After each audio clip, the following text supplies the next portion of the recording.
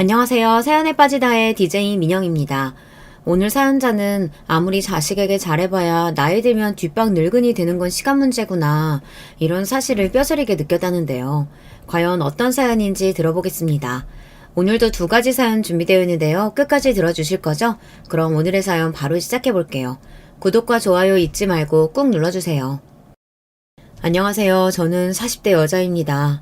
저는 못 모르는 20대에 결혼해서 지금까지 매일 시댁 눈치만 보면서 살다가 제 생각이나 의견이라고는 내본 적 없이 있는 듯 없는 듯 조용하게 살았습니다. 그럴만도 한 게 남편 위로 형이랑 누나가 있는데 3남매 중 저희 신랑이 막내예요. 특히나 남편이 형이랑 10살 차이가 나고 누나랑은 8살 차이가 나다 보니 시댁 식구들이 남편을 어린애 취급합니다. 제가 제 입으로 이런 이야기하기 싫지만 시댁에서 막내 며느리인 저는 시댁에 있는 강아지보다도 서열이 낮아요. 제가 이런 이야기를 하면 남편은 아니라고 왜 그런 이야기를 하느냐고 하지만 제가 체감상 느끼는 시댁에서의 분위기는 그렇습니다. 남편과 마찬가지로 저도 친정에서 막내예요. 그런데도 시댁은 우리 집하고는 분위기 자체가 다릅니다. 저는 어릴 때부터 막내라서 오빠와 언니의 사랑을 듬뿍 받고 자랐어요. 부모님도 저라면 끔찍해 하셨고요. 그런데 시댁은 달랐습니다. 항상 남편을 어린애 취급하는 건 물론이었고 집안에 큰일이 있을 때마다 남편의 의견은 아예 들어주지 않았어요. 결혼 초기부터 그랬습니다. 결혼하고 얼마 되지 않아 남편 생일이라 제가 시댁 식구들을 모두 초대하려고 했어요. 시부모님이 지방에 계시다 보니 결혼하고 나서 한 번도 저희 신혼집에 와보지 못하셨으니까요. 아무래도 궁금하실 것 같았거든요. 그런데 남편이 하는 말이 신기하더라고요.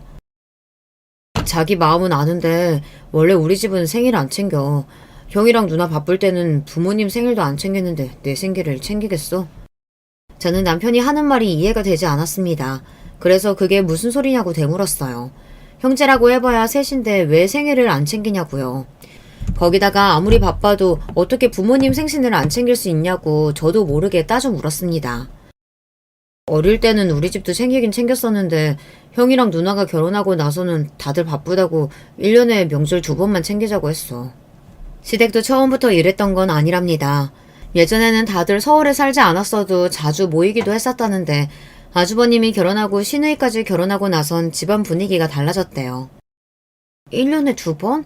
아무리 바빠도 가족끼리 어떻게 그러고 살아? 어머님이랑 아버님은 안 서운해하셔? 저는 아무리 이해해보려고 해도 이해가 되지 않았습니다. 외국에 나가 있는 것도 아니고 고작 서울하고 충청도인데 바쁘다는 핑계로 자식들이 부모를 1년에 딱 2번만 보러 간다는 게 이상했어요. 나도 형이랑 누나한테 좋게 말해봤지. 근데 워낙 형이랑 누나랑 나이 차이가 나다 보니까 씨알도 안 먹혀. 그래서 부모님 댁 가고 싶으면 그냥 나만 혼자 내려갔다 오기도 했어. 연애할 때야 당연히 몰랐지만 결혼하고 보니 아주버님과 시누이가 집안일에 소홀하시더라고요.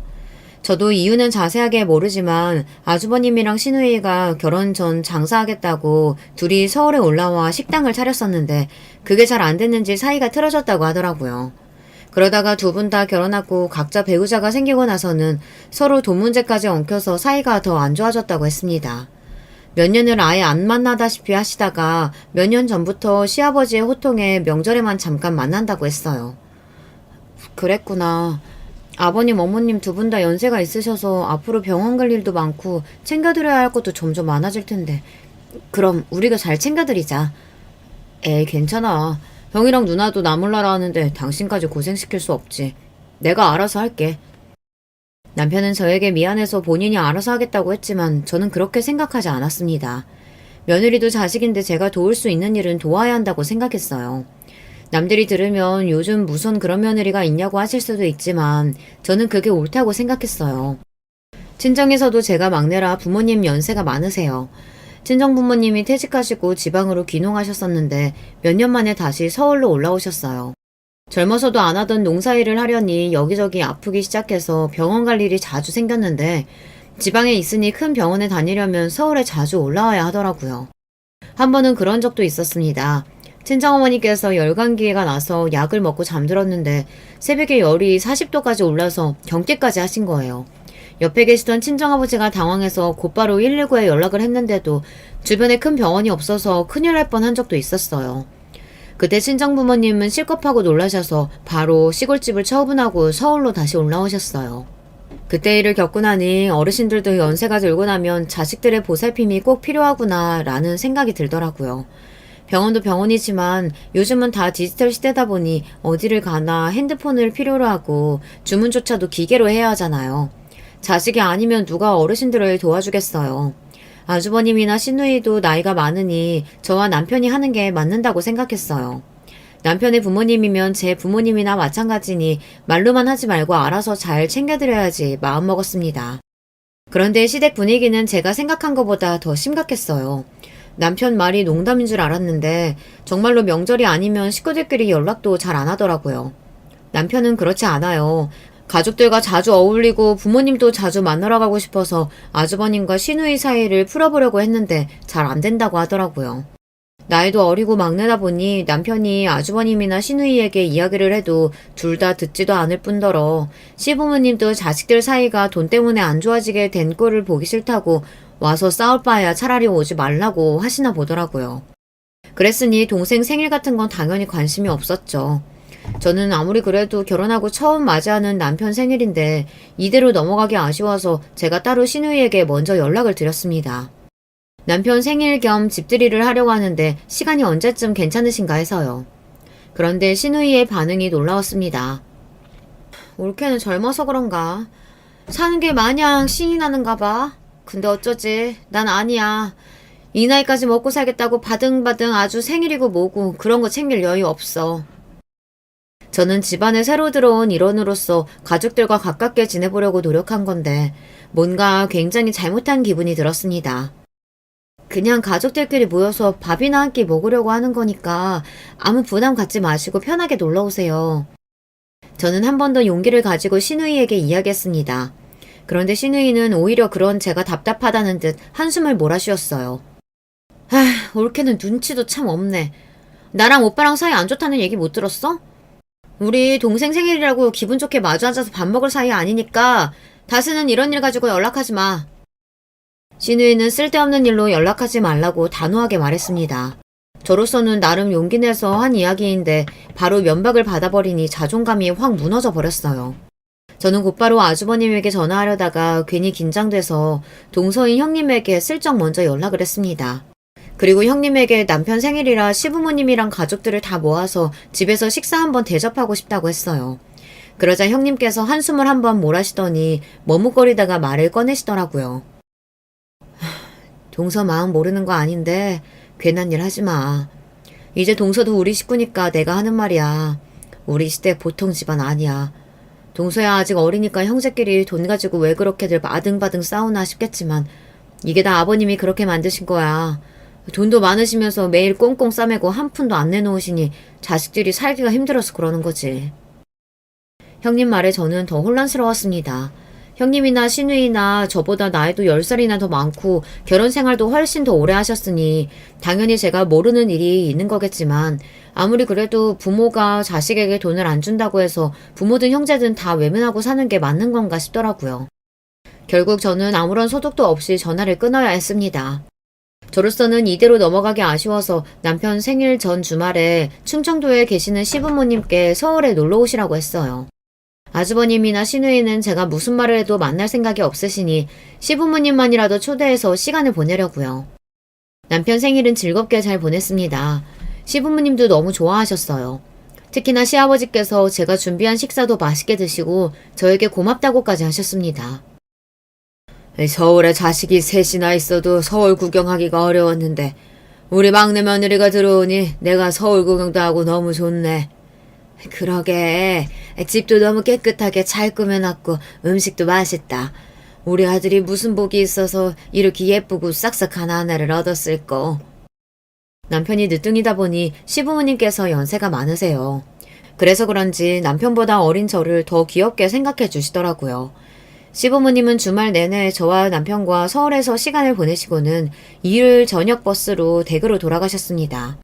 그런데 그날 늦은 저녁 생각지도 못한 전화를 받았습니다. 바로 시누이였어요.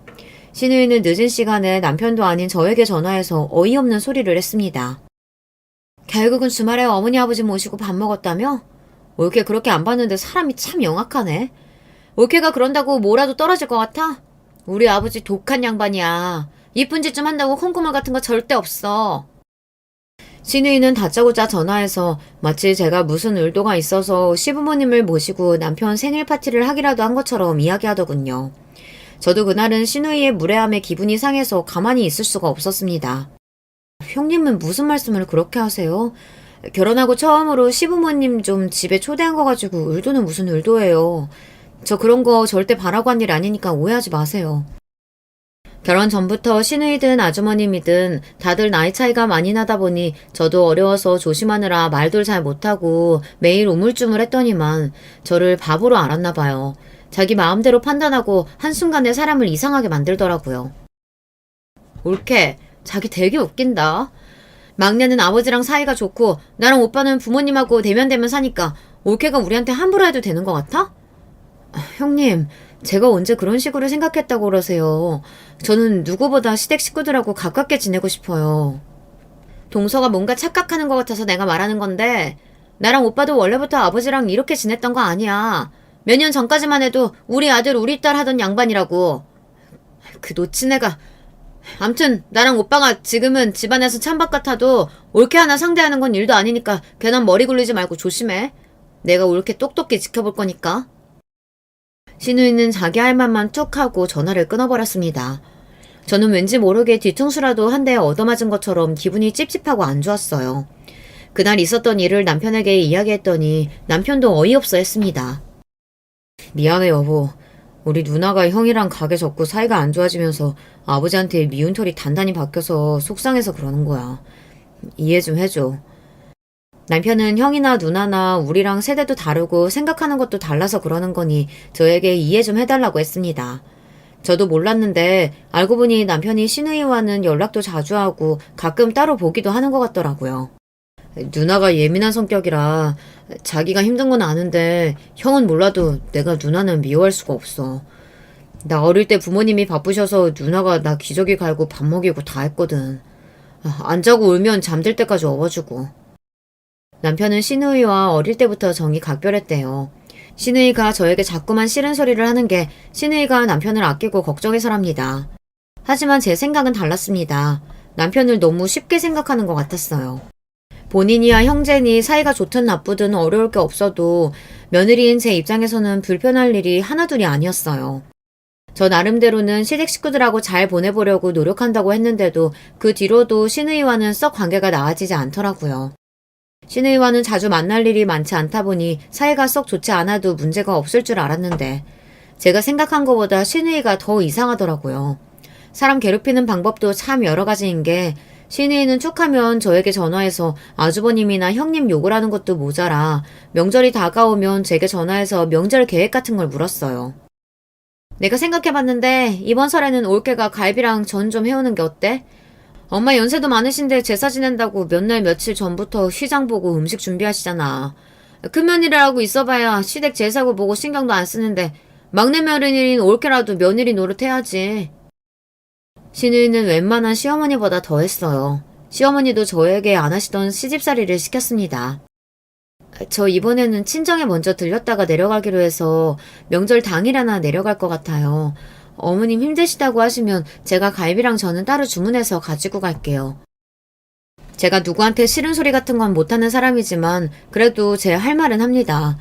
슈니가 정말로 시어머니를 걱정해서 같이 일찍 가서 음식 준비하자고 했으면 저도 아마 그렇게 했을 거예요.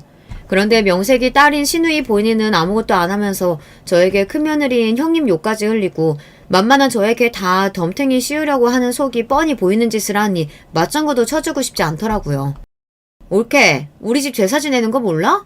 조상님들 드시는 제사상에 누가 불순하게 사온 음식을 올리니? 시누이는 갑자기 버럭 소리를 질렀습니다. 저희 친정도 제사 지내는데요. 몇 년 전부터 어머니가 너무 힘드시다고 따로 다 주문해서 하세요. 근데 집에서 기름냄새 풍기면서 힘들게 하는 것보다 훨씬 더 저렴하고 맛있더라고요. 제가 어머님께 따로 전화드려서 상의할 테니 형님은 걱정하지 마세요. 시누이에게 더는 잔소리 듣고 싶지 않아 말을 잘랐습니다. 시어머니와 제가 따로 통화해서 알아서 하겠다고 했어요. 그러자 제 말에 심통이 난 시누이가 목소리를 쫙 깔더군요. 이제는 하다하다 10살 넘게 어린 올케까지 날 무시하네. 두고 봐. 내가 가만히 있을 줄 알아? 형님, 저 절대 형님 기분 상하게 하려고 이러는 거 아니에요. 형님이 자꾸 말도 안 되는 거 가지고 꼬투리를 잡으시니까. 신우이는 겪으면 겪을수록 자격지심이 심한 사람이었습니다. 제가 잘못한 것도 없는데 신우이는 제가 무슨 말만 하면 무시한다, 두고 봐라, 지켜보겠다 경고했어요. 우리 착한 막내가 결혼하더니 누나한테 연락도 안 하고 신경도 안 쓴다 했더니만 이제 보니까 올케가 다 뒤에서 조정하고 있었던 거구나. 사람이 미쳐서 팔딱팔딱 뛰겠다는 게 바로 이런 기분을 두고 하는 말이더군요. 결혼하고 신우이 얼굴을 직접 보고 대화한 건 손에 꼽힐 정도였는데 툭하면 전화해서 본인 스트레스를 괜히 저한테 풀어대니 정말 못 살겠다는 소리가 나오더군요. 이래서 내가 결혼하겠다고 처음 집에 데려왔을 때부터 마음에 안 든다고 한 거야. 자고로 여자가 조신하게 입이 무거워야 하는데 어른들이 말하면 한마디도 안 주고 꼬박꼬박 말대꾸라니. 아휴, 우리 엄마는 어쩜 이렇게 며느리 복이 하나도 없을까. 신이는 드디어 정신이 어떻게 된 건지 급기야 할 말 못할 말 구분을 못하고 막말을 해댔습니다. 결혼하겠다고 제가 시댁에 인사 왔을 때부터 제가 마음에 안 들었대요. 형님 그만 좀 하세요. 자꾸 시도 때도 없이 전화하셔서 저한테 이러시면 저도 더는 가만히 안 있어요. 어머님 아버님께 다 말씀드릴 거예요. 어머, 내가 뭘 어쨌다고 이래? 올케 사람 이상하게 만든다. 올케 진짜 못 쓰겠구나. 신우이와 이야기하다 보면 금방이라도 제가 미쳐버릴 것 같았습니다. 심지어 신우이와 통화한 날은 남편까지 미워질 정도로 짜증이 났어요. 제가 무슨 부귀영화를 누리겠다고 이런 남자를 만나서 이런 취급을 당하고 있나 후회까지 되더라고요. 남편과 저는 친구 소개로 만나 1년 정도 연애를 하고 결혼했습니다. 남편을 소개한 친구에게 듣기로는 남편이 시골에서 꽤 땅부자인 집안의 늦둥이 막내 아들이라고 했어요. 사람이 있는 집에서 곱게 자란 부잣집 도련님 같기도 하다고요. 저도 속물인 게 그 말에 홀떡 넘어가 소개팅을 하기도 전부터 남편이 마음에 들었습니다. 그런데 주선자가 했던 말이 다 맞았어요. 남편은 땅 부잣집 막내 아들의 성격도 온순하고 착했어요. 연애하는 1년 동안 남편이 사소한데 화내는 모습을 한 번도 본 적이 없습니다. 저도 형제가 많은 집의 막내로 자라서 워낙 성격이 밝고 싫은 소리를 못해요. 그러다 보니 저와 남편은 성격이 잘 맞아서 결혼하고도 부부싸움을 해본 적이 없었어요. 그런데 그런 남편이 시댁에만 가면 신우이와 아주버님 때문에 화가 나서 참기 힘들어 하더라고요. 그런데 저도 이해가 되는 게 신우이와 아주버님이 심하긴 해요. 1년에 딱 2번 명절에만 만나는데도 시부모님이 있는 앞에서 언성을 높이고 싸웁니다. 싸우는 이유는 항상 돈 때문이에요. 저는 아주버님과 신우이가 동업을 한 줄 알았는데 동업을 한 건 아니고 아주버님이 하는 식당에서 신우이가 일했나 보더라고요. 그런데 신우이가 월급 말고도 자꾸만 돈을 가불해서는 일도 제대로 안 하고 사람들 앞에서 사장 신용까지 하니 아주버님이랑 사이가 안 좋아졌나 보더라고요. 너 그때 가불해서 간 700은 도대체 언제 갚을 거냐? 내가 너 때문에 애들 엄마 볼 낯이 없다 없어. 그때가 언젠데 아직도 돈 이야기를 하고 있어. 내가 돈 있었으면 벌써 갚았지. 없는 걸 어떡해. 아이고 그만 좀 못해? 이것들이 엄마 앞에 두고 뭐하는 짓들이야. 엄마 2년 말하는 것 좀 봐요. 자기가 꼭 갚겠다고 사정사정해서 빌려준 건데 지금 와서 없다고 배째라잖아요. 내가 언제 배째라 그랬어. 오빠가 돼가지고 그 정도도 못 주냐? 그만 안 해. 내가 너희 년놈들 때문에 속이 썩는다 썩어. 동생 보기 부끄럽지도 않아? 혜연아 이따 아버지 앞에서도 그렇게 싸워라. 그랬다가는 너희 둘 다 쫓겨날 줄 알아. 아버지가 돈 좀 달라고 했을 때 척척 줬어봐. 형제들이 그깟 700만 원 때문에 이 난리를 피우겠어? 뭐? 이게 뚫린 입이라고 함부로 말하는 것 좀 봐. 너희 아버지가 돈을 안 줬어? 너희들이 주는 족족 다 날리고 쓸데없는 데다가 쓰니까 다시는 안 주겠다고 한 거 아니야? 제가 시집 오기 전의 일이라 저는 몰랐었는데 알고 보니 시아버지가 처음부터 자식들에게 재산을 안 주려고 숨겨두신 건 아니더라고요. 아주버님이랑 신우이가 결혼할 때 서울에 아파트도 한 채씩 해주고 처음 식당을 열 때 투자도 해주셨는데 둘 다 그걸 다 날렸대요. 아주버님은 식당만 3번 해서 다 망해먹었고 신우이는 전 남편이 사기를 당해서 아파트를 날리고 빚까지 져서 이혼하고도 그 빚을 갚느라 꽤 고생했나 보더라고요. 도와줘도 매번 같은 꼴을 보니 시아버지도 질려서 더는 자식들에게 돈을 주지 않으신 거죠. 저 같아도 그랬을 것 같아요. 저는 몇 번 보지도 않았었는데 아주버님이랑 시누이가 싸우는 꼴을 보면 지겨워서라도 돈이고 뭐고 아무것도 주고 싶지 않을 것 같아요. 그러던 어느 날이었습니다. 생각지도 못한 순간에 시어머니께서 돌아가셨습니다. 시어머니의 죽음이 너무도 허망했던 게 며칠 동안 자꾸 소화가 안 된다고 하셔서 제가 병원에 모시고 갔었는데요. 병원에서 췌장암 말기라고 하더라고요. 원한다면 항암 치료를 해보는데 연세가 많으셔서 버티실 수 있을지 걱정이라고 했죠.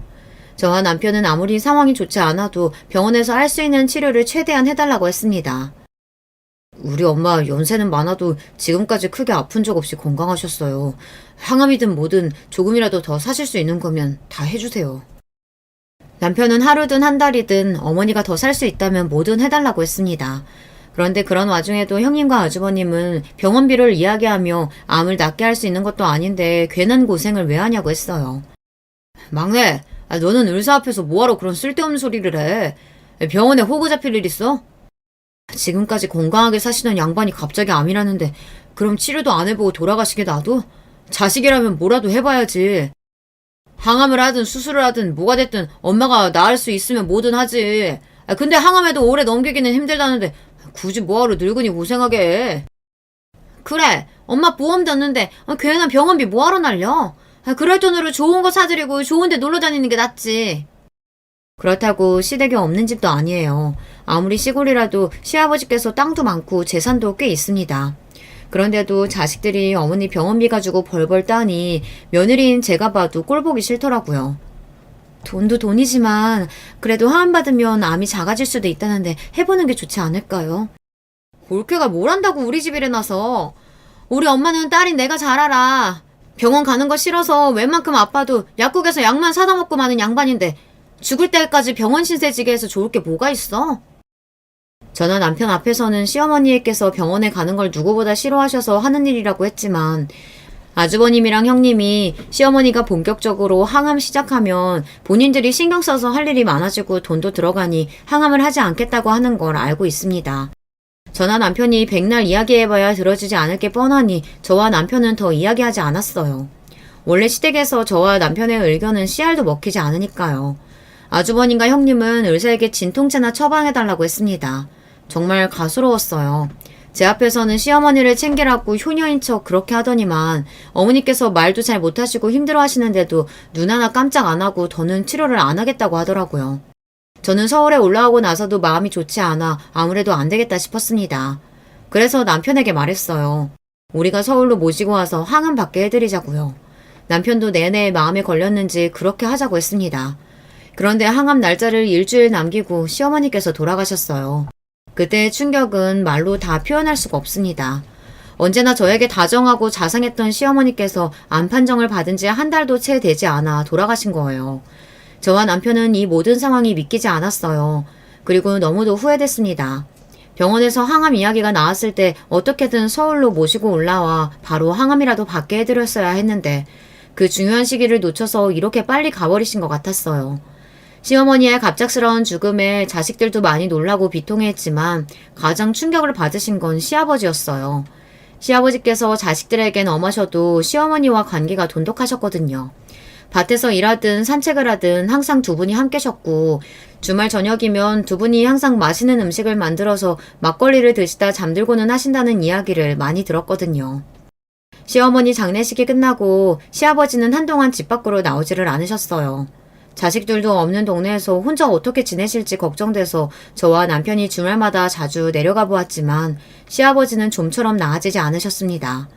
식사하시라고 해도 반도 못 드시고 수저를 내려놓으셨어요. 말도 거의 하지 않으셨고요. 이러다가 정말 병이라도 나실 것 같아 저와 남편은 어떻게 하면 좋을지 고민했어요. 그러던 중 생각지도 못한 일이 벌어졌습니다. 시아버지께서 땅을 팔아 자식들에게 나눠주시겠다고 하셨어요. 그리고 서울로 거처를 옮기겠다고 하셨죠.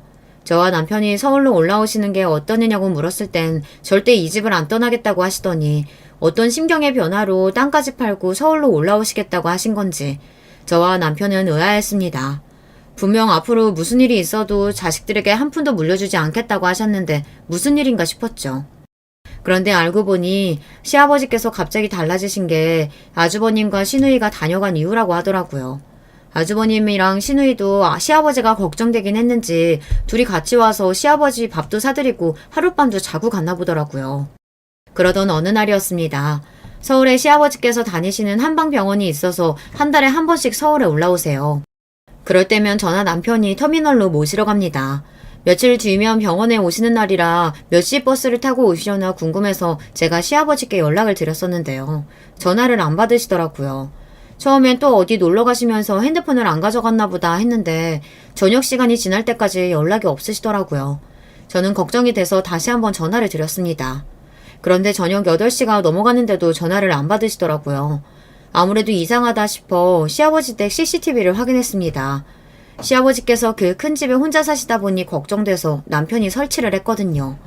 그런데 놀랍게도 집안 어디에도 시아버지의 모습이 보이질 않았습니다. 저녁 6시면 무슨 일이 있어도 집에 들어와 식사하시는 분인데 도대체 무슨 일인가 싶었죠. 그런데 CCTV 영상에 이상한 게 찍혔습니다. 마당 한편에 누가 누워있는 게 보이더군요. 화면을 확대해 확인해보니 바닥에 누워있는 사람은 다름 아닌 시아버지였습니다. 저는 너무 놀라서 곧바로 시아버지 댁 근처의 파출소에 연락해서 도움을 청하고 그 길로 남편과 시아버지 댁으로 내려가던 길이었어요. 그런데 시댁으로 내려가던 중 파출소에서 연락이 왔습니다. 시아버지께서 응급실로 가던 중 다행히 정신을 차리셔서 현재 병원에 도착해 계시다고요. 보호자분은 언제 도착하시냐 그래서 곧 도착한다고 이야기를 할 참이었죠. 그런데 그때였어요. 옆에 계시던 시아버지께서 경찰관의 전화를 빼서 받았습니다. 나 지금 당장 김 원장네 병원으로 옮길 거니까 너희들이 나 좀 서울로 데려가라. 시아버지는 다짜고짜 서울에 다니는 한방병원으로 데려가 달라고 하셨어요.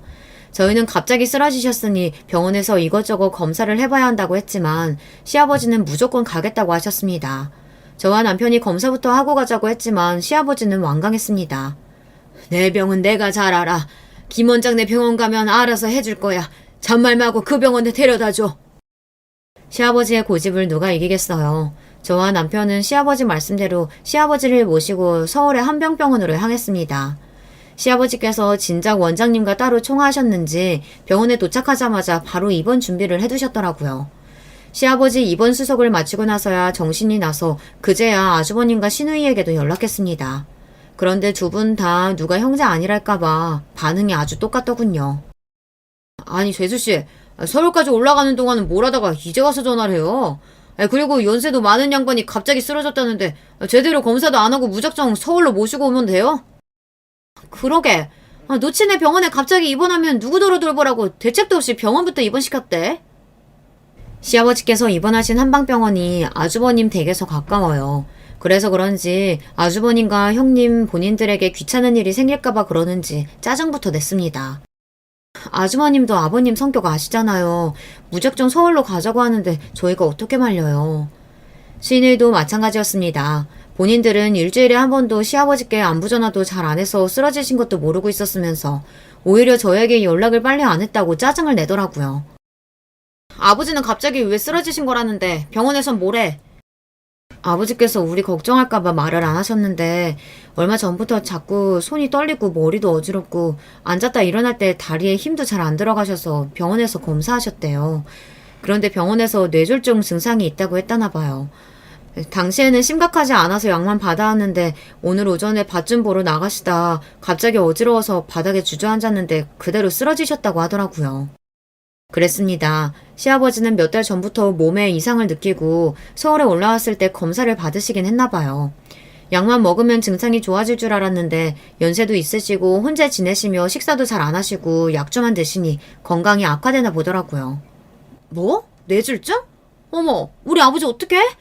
올케는 매일 아버지 모시고 병원 다니면서 그렇게 생색을 내더니 우리 아버지 아픈 것도 몰랐던 거야?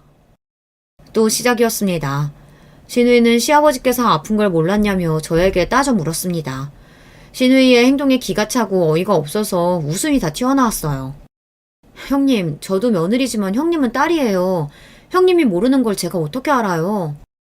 시누이 성격을 모르는 것도 아닌데 저도 괜히 시누이와 실랑이 하고 싶지 않았습니다. 하지만 시댁에 무슨 일이 생겼다 하면 만만한 저에게 지랄을 하니 더는 받아주고 싶지 않았어요. 그렇게 시아버지의 입원 생활이 시작됐습니다. 처음엔 금방 회복하시고 퇴원하실 줄 알았는데 생각보다 시일이 길어졌어요. 문제는 입원해 있는 기간이 길어질수록 시아버지의 상태가 좋지 않았다는 겁니다. 입원한 지 2주가 지났을 때예요. 병원에서 급하게 연락이 왔는데 시아버지께서 상태가 너무 좋지 않으니 가족들이 오셔야 한다고 했죠. 저와 남편이 며칠 전 주말 갔을 때만 해도 눈을 맞추고 대화도 나눴는데 며칠 새 잘 걷지도 못하시고 눈만 깜빡거리고 계시더라고요. 불러도 대답도 안 하시고 가족들도 하나도 못 알아보고 멍하니 허공만 바라보고 계셨어요. 우리 아버지 갑자기 왜 이래요? 왜 날 알아보지도 못하고 눈도 제대로 못 뜨는 건데? 며칠 사이 급격하게 변한 시아버지의 상태에 가족들 모두는 충격에 빠지고 말았습니다. 병원에 입원할 때까지만 해도 말씀도 하시고 가족들에게도 말도 했었는데 며칠 사이 눈도 잘 못 뜨는 건 물론이고 자식들 얼굴도 알아보지 못했어요. 중풍도 중풍인데 뇌경색 증상도 있고 환자분 연세도 있어서 그런지 진행이 빠르네요. 증상이 빠르다뇨? 그러면 아버지 이러시는 게 일시적인 게 아니라 앞으로 더 심해질 거란 얘기예요? 네, 지난 2주 동안 여러 가지 치료를 진행했는데 효과가 거의 미비하다고 보셔야 돼요. 아마 환자분은 빠른 시일 내에 누워만 계시게 될 겁니다. 연세가 많으셔서 더 이상의 치료는 의미가 없을 거라는 원장 선생님의 극단적인 이야기에 남편은 어지러운지 몸을 비틀거렸습니다. 남편의 그런 모습을 처음 본 저도 놀라서 얼른 남편을 부축했어요. 원장님, 저희 아버지 잘 아시잖아요. 갑자기 이렇게 쓰러지실 분이 아니에요. 제발 좀 도와주세요. 남편은 인정할 수 없다며 원장에게 도와달라고 애원했습니다. 저도 잘 알죠. 이 연세까지 운동도 열심히 하시면서 관리 잘 하신 거예요. 하지만 저도 더는 할 수 있는 일이 없네요. 죄송합니다. 바로 얼마 전까지만 해도 시아버지는 80이 넘은 연세에도 새벽이면 일어나서 동네 한 바퀴 산책하시고 가까운 거리는 자전거를 타고 다니실 정도로 건강하셨어요. 그랬던 분이 하루아침에 저렇게 달라지시니 가족들 모두가 당황스러웠습니다. 남편이 끝까지 원장 선생님에게 방법이 없냐고 조르자 몸에 자극을 주는 도수치료는 계속 받을 수 있는데 아마 크게 효과는 없을 거라고 했어요. 그거라도 해주세요. 아버지 전처럼은 아니더라도 자식들 이름은 부를 수 있게 해주실 수 있잖아요. 눈물까지 흘리며 어쩔 줄 몰라 하는 남편을 저는 애써 위로했습니다. 시어머니께서 돌아가셨을 때도 남편은 실신할 정도로 충격을 받았었어요. 저는 혹여나 남편이 또 쓰러지기라도 할까봐 걱정됐습니다. 시아버지에 대한 걱정도 잠시 현실적인 문제에 직면했습니다. 그럼 도수치료라도 더 해보겠다고 원장이 말을 하고 병실을 나가자 간호사가 들어왔어요. 입원 시일이 길어져서 중간 정산을 해야 한다고 하더라고요.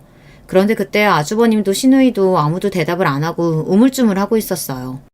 아주버님도 시누이도 변한 게 하나도 없었습니다. 시아버지의 재산을 받겠다고 알랑방귀 낄 때는 언제고 이제와 시아버지 병원비는 아까운가 봐요. 저는 그 꼴이 너무 보기 싫어서 그냥 제가 간호사를 따라 나갔습니다. 병원비는 제가 결제했어요. 그런데 여기서 끝이 아니었어요. 병원비를 중간 정산하고 병실에 돌아와 보니 가관도 이런 가관이 없었습니다. 어차피 더 치료해봐야 더 달라질 것도 없다는데 뭐하러 병원에 계시게 그냥 퇴원시키자. 그래, 아버지 보험도 없는데 한방병원 1인실이 말이 되니? 그냥 오늘 바로 퇴원시켜서 오빠가 모시고 가. 어머, 고모, 그게 무슨 소리예요? 우리가 아버님을 왜 모시고 가요? 그럼 누가 모시고 가요?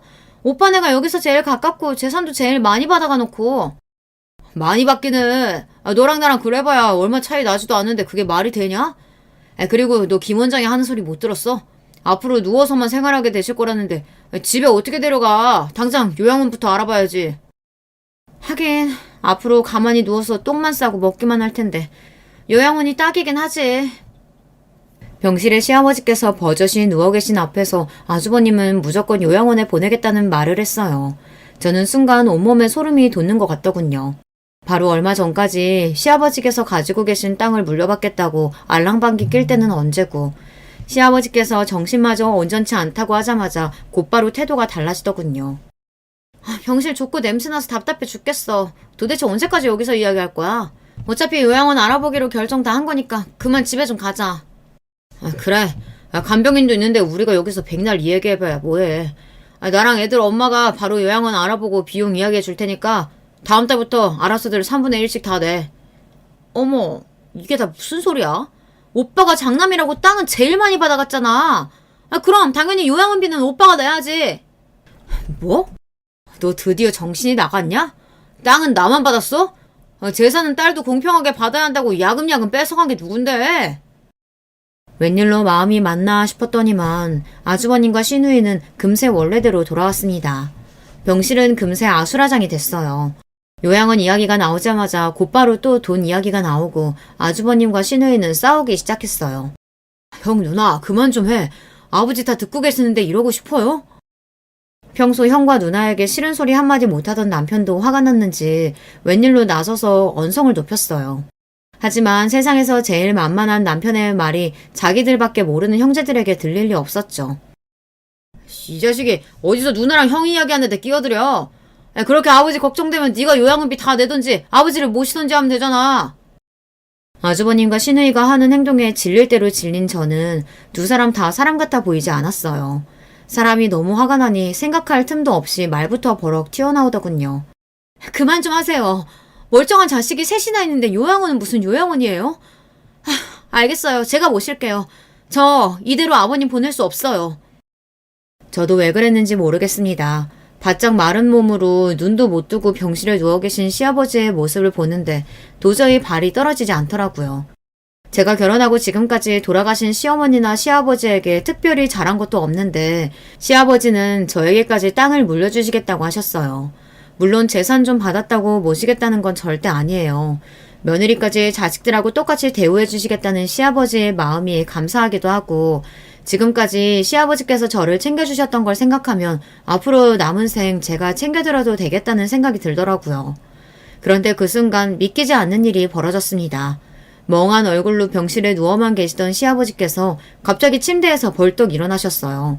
그 모습에 너무 놀라서 순간 시아버지가 좀비로 변하기라도 한 건가 싶었습니다. 그 정도로 놀라서 눈알이 튀어나오는 줄 알았어요. 그런데 더 놀라운 건 시아버지께서 조금 전과는 달리 너무도 멀쩡하게 말을 했다는 겁니다. 내가 이럴 줄 알았다. 니놈들이 변했을 리가 없지. 망할 놈들. 땅 준다고 했을 때는 온갖 가먼이설로 사람을 다 휘감아 놓더니만 배은망덕한 놈들. 감히 나한테 거짓말까지 해? 아버지, 분명 중풍이라고 했는데 어떻게 이렇게 멀쩡하세요? 지금 이 상황에 내가 멀쩡한 게 문제냐? 이 자식아! 막내가 내 땅 노리고 잘하는 거라고 애미가 뒤에서 다 조정하는 거라고 하더니만 그래, 내가 애초에 믿지도 않았어. 시아버지의 행동에 저와 남편은 둘 다 눈이 휘둥그레져서 말문이 턱 막혔습니다. 시아버지는 멀쩡해도 너무 멀쩡했어요. 어찌됐든 다 떠나서 너무 다행이다 싶었습니다.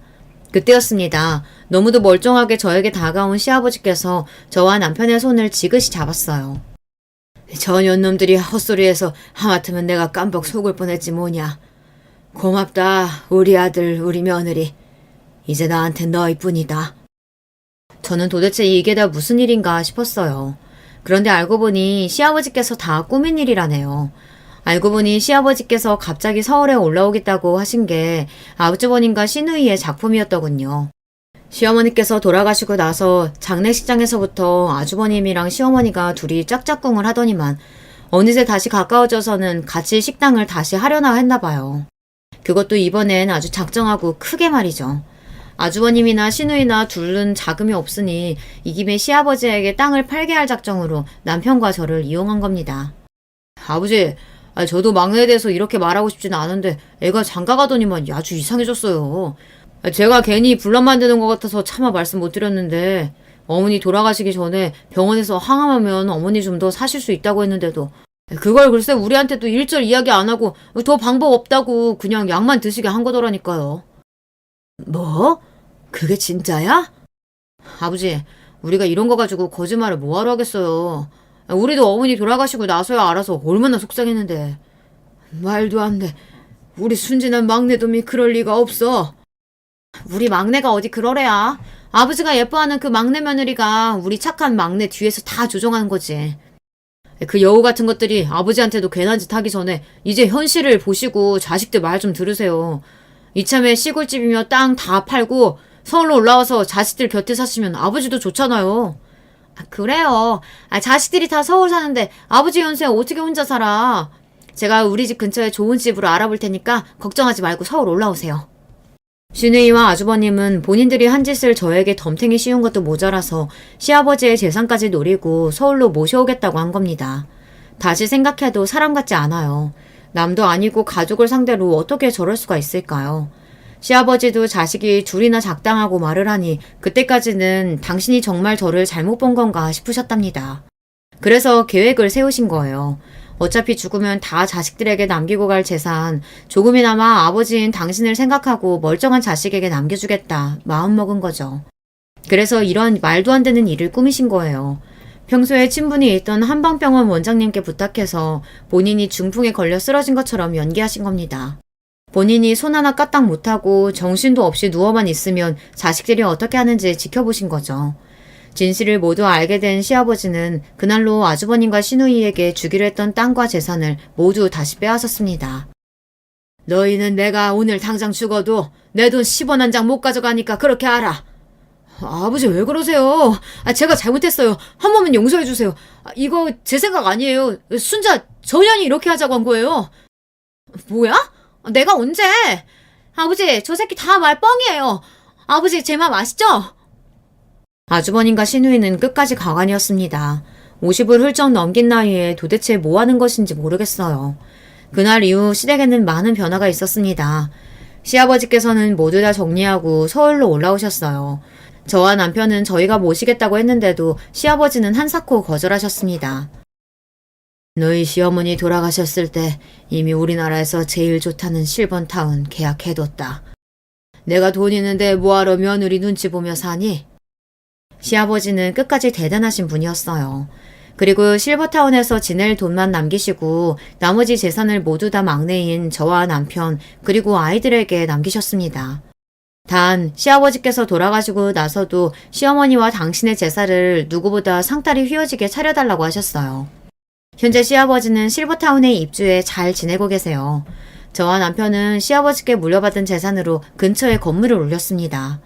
사람이 참 오래 살고 볼 일이에요. 제가 서울에 건물이 생길 줄 어떻게 알았겠어요. 물론 아주버님과 시누이는 아직도 포기를 못하고 매일같이 실버타운에 드나든다네요. 조금이라도 좋으니 시아버지께 재산을 달라고요. 시아버지는 아예 실버타운 근처에는 오지도 말라며 자꾸 귀찮게 하면 지금 사는 집까지 뺏겠다고 엄포를 놓으셨대요. 물론 저나 남편에게도 연락이 와요. 어느 날은 미안하다, 용서해달라, 아버님께 잘 이야기해서 재산 좀 나눠달라. 그럴 때면 마음 약한 남편은 마음이 흔들립니다. 자기가 받은 재산이라도 형과 누나에게 나눠줘야 하는 거 아니냐고요. 하지만 그러다 또 어떤 날에는 전화를 받자마자 소리를 지르기도 합니다. 본인 아버지 재산이니 당장 내놓으라고요. 네가 뭔데 나도 못 받는 재산을 네가 받아! 아버지 모시고 사는 것도 아니면서 양심이 있는 거야? 아무 때나 전화해서 저에게 막말을 퍼붓는 시누이가 남편도 이제는 질리는지 제 핸드폰을 뺏어받아 남편이 대신 시누이에게 소리를 질러줍니다. 누나야말로 양심이 있냐? 그런 짓까지 버려놓고 어떻게 우리한테 전화할 수가 있어?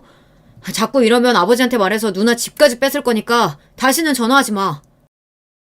남편처럼 마음 약한 사람이 진심으로 한 이야기는 아니겠지만 그래도 그날 이후에는 시누이에게 연락이 오지 않았어요. 저러다 또 속이 뒤틀리면 저에게 전화하겠지만 상관없습니다. 저는 이제 그러려니 해요. 정신 나간 사람들과 더 이야기해봐야 뭐 하겠어요. 저는 저대로 잘 먹고 잘 살면 그만이죠. 저는 끝까지 제 재산 지키면서 행복하게 살 거예요. 끝까지 제 이야기 들어주셔서 감사합니다. 여러분의 가정에는 항상 행복한 일만 있으시길 바랄게요.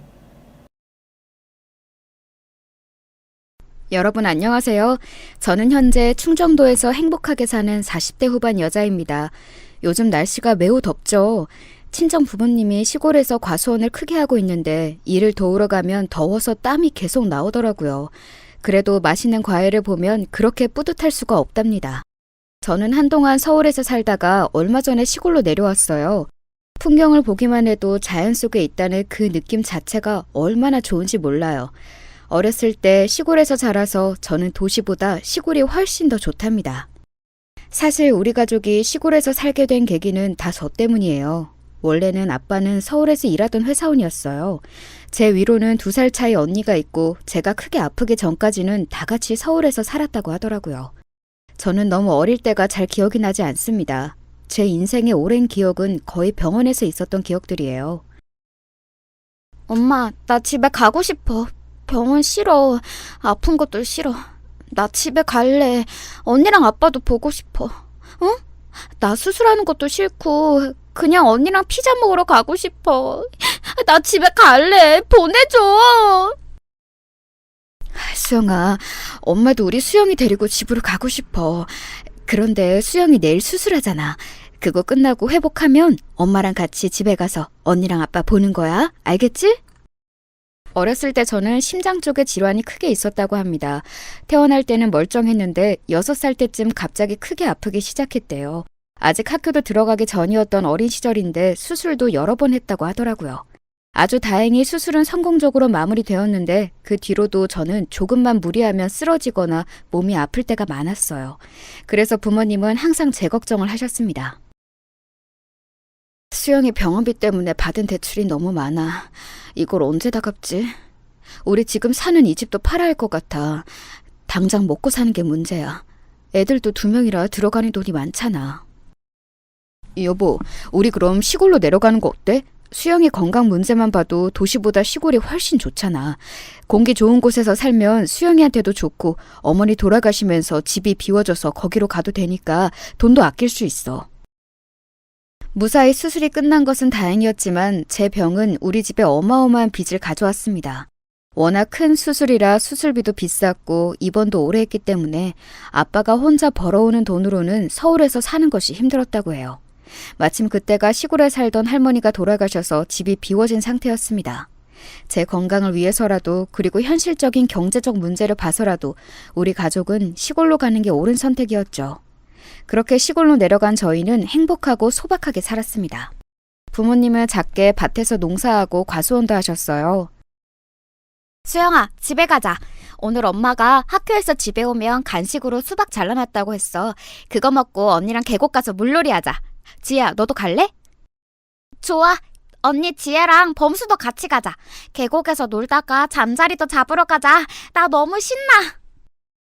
시골에서 사는 삶은 아주 즐거웠어요. 언니랑 친구들이랑 학교 끝나고 같이 놀러 다니던 기억이 제 인생에서 가장 행복했던 기억이랍니다. 시골에서 사니까 제 건강도 아주 좋아져서 나중에는 무리하지 않으면 정상적인 사람처럼 살 수 있을 정도였죠. 아무튼 그렇게 시골에서 고등학교까지 졸업한 저는 부모님을 따라 과수원 일을 같이 하고 있었습니다. 우리 수영이는 언제 결혼하려고? 언니는 결혼하니까 확실히 인생이 달라진 것 같아. 너도 좋은 남자 만나서 결혼하면 좋겠어. 그런데 아무리 주위를 둘러봐도 내 동생이 너무 아까워서 소개해줄 사람이 없다. 때가 되면 하겠지. 근데 언니, 나는 결혼 생각이 없어.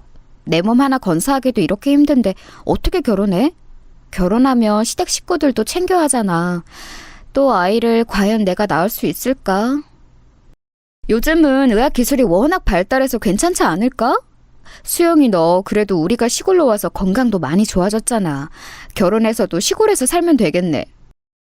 언니, 누가 요즘 마누라 따라서 처가에서 사냐? 웃겨 진짜. 아, 됐어. 나는 결혼 안 할래. 몸도 아픈데 이런 나랑 누가 결혼하겠어? 그냥 내가 부모님 모시고 평생 살게. 언니는 똑똑해서 서울로 대학을 가서 거기서 형부를 만나 결혼했어요. 다정하고 성실한 형부를 부모님도 많이 좋아했습니다. 문제는 바로 저였어요. 몸이 아무리 좋아졌다고 해도 그건 어디까지나 제 기준이었습니다. 많이 봐줘야 정상인 수준이었고 조금만 무리해도 얼굴색 자체가 변했거든요. 부모님 농사와 과수원 일을 돕다 쓰러진 날도 아주 많았습니다. 그래서 부모님은 오히려 제가 결혼해서 집에 있는 것을 원하셨어요. 수영아, 엄마가 선자리 알아왔어. 여기 나가봐. 저쪽 마을 은행 다니는 사람 아들인데 괜찮대. 키가 조금 작고 못생기긴 했는데 그래도 사람의 된데미가 중요하잖아. 알지? 아유, 나는 결혼 안 해도 된다니까.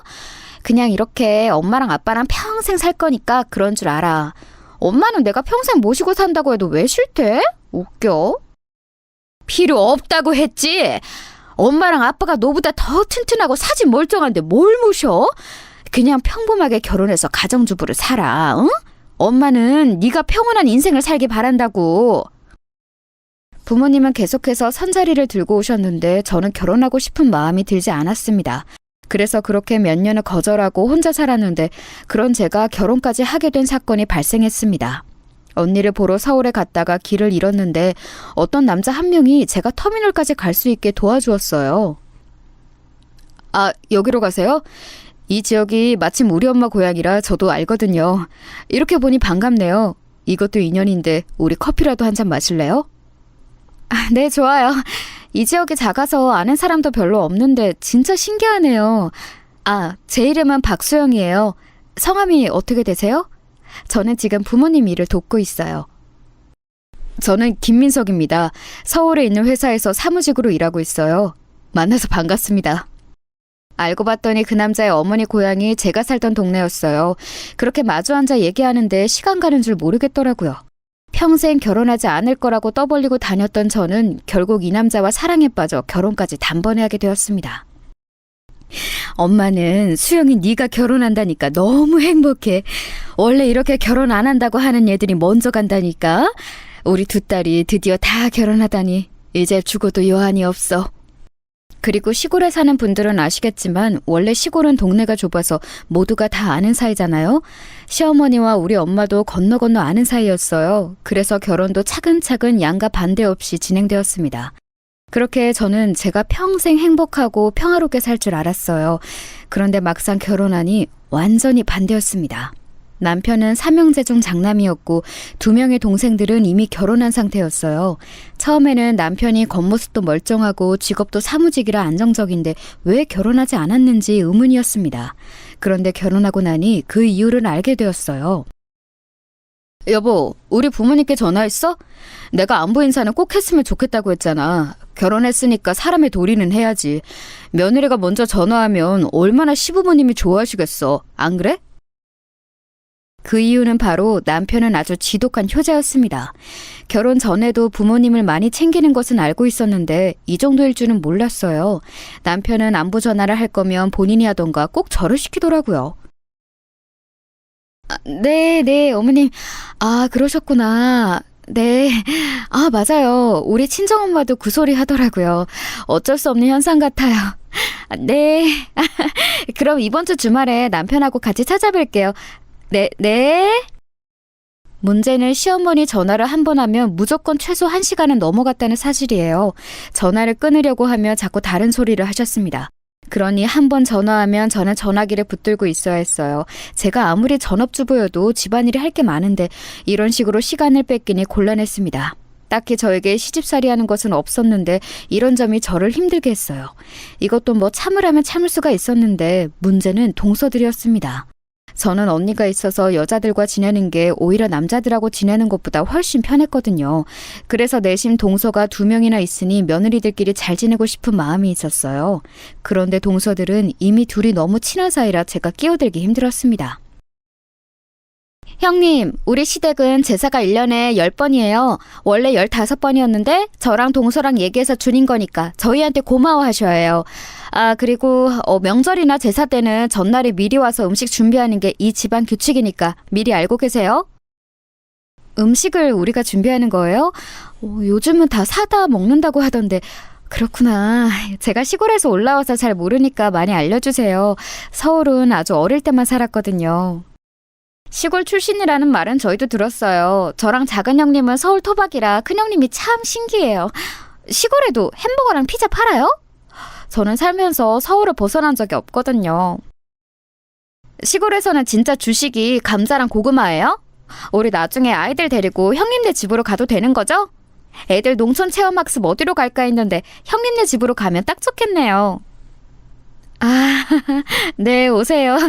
마침 우리 집에 농사도 짓고 과수원도 해서 아이들 오면 놀 거 많을 거예요. 언제든지 환영이에요. 동서들은 둘 다 서울 토박이었는데 은근히 저를 시골 출신이라고 무시하는 모습도 있었어요. 느낌상 우리 친정이 되게 가난하다고 생각하는 것 같더라고요. 그러는 본인들도 그렇게 여유롭게 사는 편은 아니었어요. 아무튼 결혼 생활이 제가 생각한 것과는 매우 달랐습니다. 그래도 친언니도 서울에 거주하니 그나마 다행이었어요. 문제는 여기서 또 발생했습니다. 당신 또 처형 집에 갔다 왔어? 일주일에 도대체 몇 번을 가는 거야? 내가 그렇게 우리 집에 가자고 할 때는 피곤하다고 하더니 처형 집은 왜 이렇게 자주 가?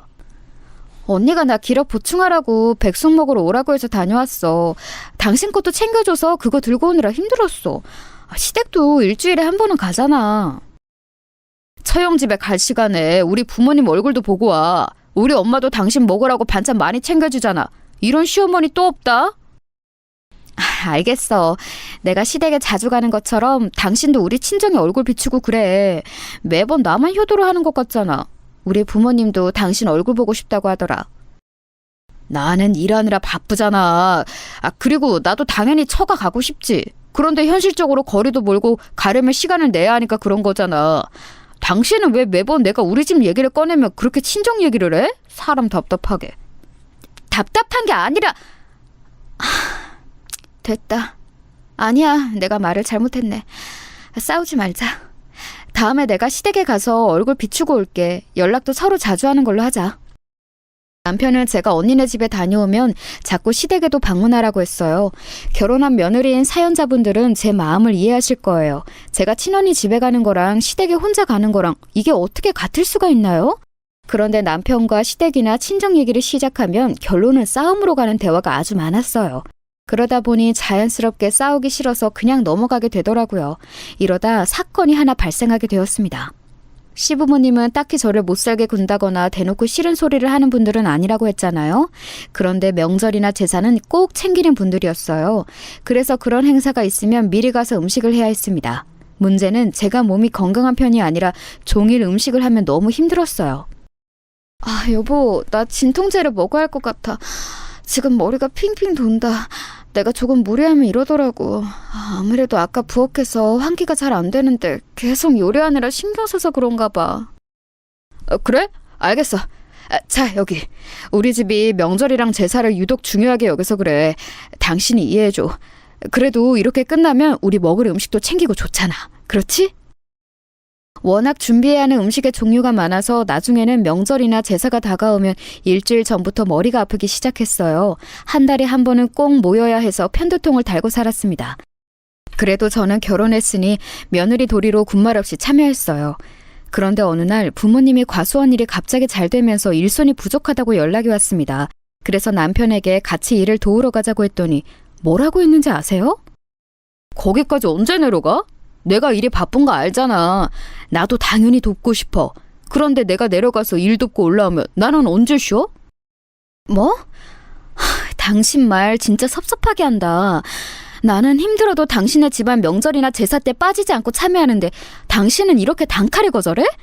우리 부모님이 언제 매달 내려오라고 했어? 이번만 부탁한 건데 왜 그렇게 말해? 나는 밖에서 일하느라 바쁘잖아. 내가 당신하고 같아? 내가 가기 싫다고 한 거 아니잖아. 당연히 나도 가고는 싶어. 그런데 지금 겨우 주말에만 쉬는데 그 주말을 이용해서 다녀오자고 하니까 현실적으로 힘들다는 거지. 그럼 나 데려다주고 당신은 올라가. 그러면 되겠네. 우리 부모님한테는 급한 일이 있다고 내가 말할게. 그럼 됐지? 제가 시댁에 하는 것처럼 남편도 친정의 도리를 다하길 바랬어요. 그런데 남편은 일이 바쁘다며 우리 친정 일에는 진심으로 돕지 않았습니다. 너무 속상했지만 언니에게 말했더니 남자들이 원래 그렇다고 저보고 참으라고 하더라고요. 그래서 혼자 친정에 가서 일을 도왔는데 너무 다행인 것은 친정 부모님께서 하던 과수원이 크게 성공했다는 거였습니다. 아니 엄마, 이게 다 뭐야? 우리 이렇게 주문이 많이 들어와? 세상에, 나 살면서 우리 과수원이 이렇게 장사 잘 되는 거 이번이 처음인 것 같은데? 맞지? 맞아. 우리가 이번에 복숭아가 대박인 거 있지? 너희 아빠랑 나랑 고심해서 복숭아를 키웠더니 이게 그렇게 맛있어. 너도 올라갈 때 몇 박스 가져가. 가서 시댁이랑 주변에 드려. 실제로 과수원이 장사가 잘 되기 시작하면서 일하는 사람도 많이 늘어났어요. 얼마나 다행인지 몰랐습니다. 이 얘기를 시부모님 앞에서 했더니 시어머니가 크게 관심을 보이더라고요. 그래? 과수원이 잘 되면 진짜 돈을 많이 번다고 하던데 다행이구나.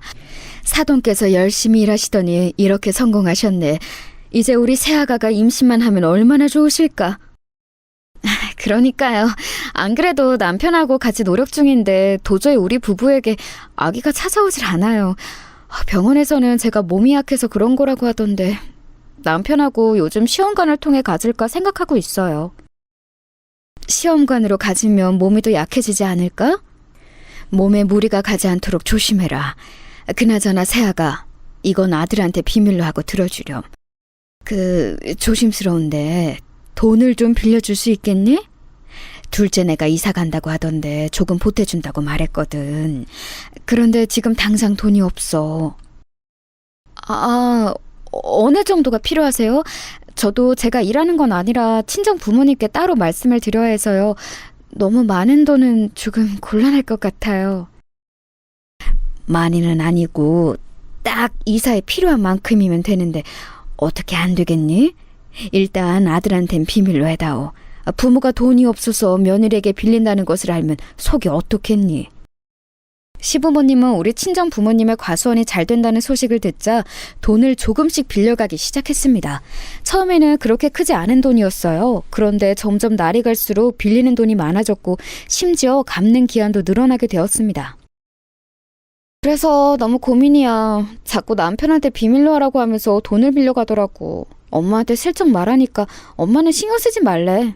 어떻게 신경을 안 써? 돈을 갚는 것도 적은 것 같더라.